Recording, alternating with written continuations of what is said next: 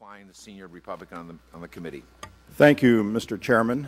Good morning to the witnesses and to all present. We're here this morning to examine how data can be used to inform educational outcomes. To be sure, educational data systems play an integral role in efforts to create more sophisticated academic performance measures.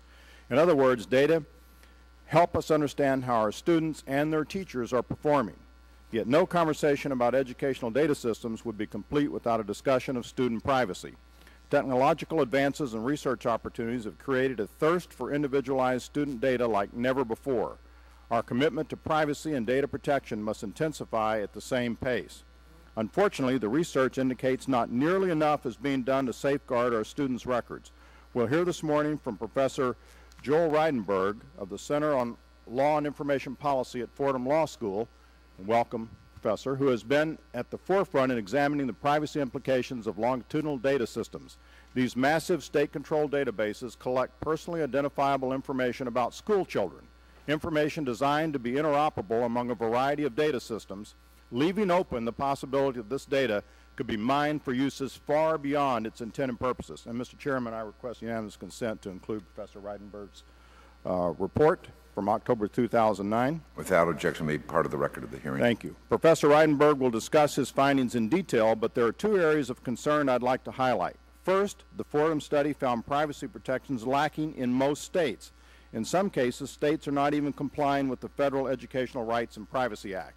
Second, the study highlighted the risk that individual state data systems could be sewn together to create a de facto national database, a massive federal collection of individual student information that could include not just academic histories, but sensitive personal data, including Social Security numbers, demographic and financial characteristics, discipline records, and health or behavioral information.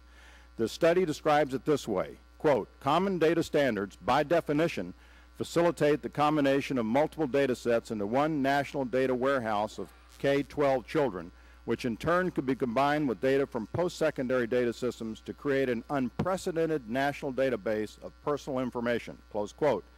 The prospect of these data systems being used for more than academic tracking in grade school is hardly far-fetched.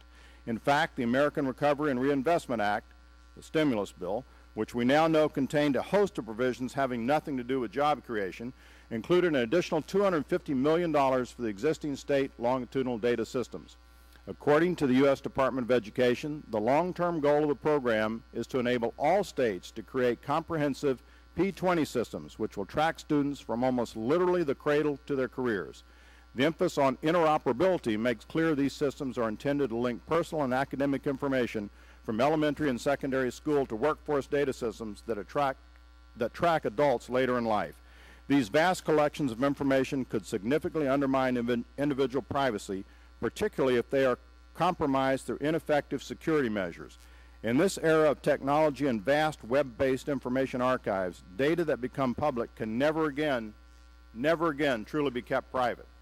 The potential privacy cost of these data systems, particularly if they do not maintain proper safeguards, cannot be ignored. Yet we must also consider the monetary costs associated with significant new data collection requirements. States and local school districts take on significant financial and personnel burdens to comply with data collection requirements. At a time when local schools are seeking less red tape and fewer federal requirements, we must carefully weigh the potential benefits with these costs. The stimulus significantly expanded the scope of federal involvement in student data collection, the consequences of which are only just beginning to emerge.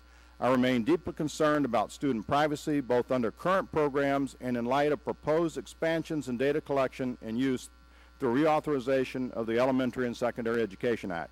I shared a number of these concerns in a letter to Secretary Duncan in February of this year, and I'm eager to continue a dialogue about how individual privacy protections will be maintained and strengthened. As I said at the outset, data systems are an important component of our efforts to measure and improve student academic achievement and teacher quality. Yet as technology advances, we must ensure the data collected is narrow in scope and tightly controlled, with its use carefully monitored. The more data collected, the greater the risk of exposure, which is why every effort must be made to bring privacy laws into the 21st century to protect this student information. Thank you, Mr. Chairman. I yield back.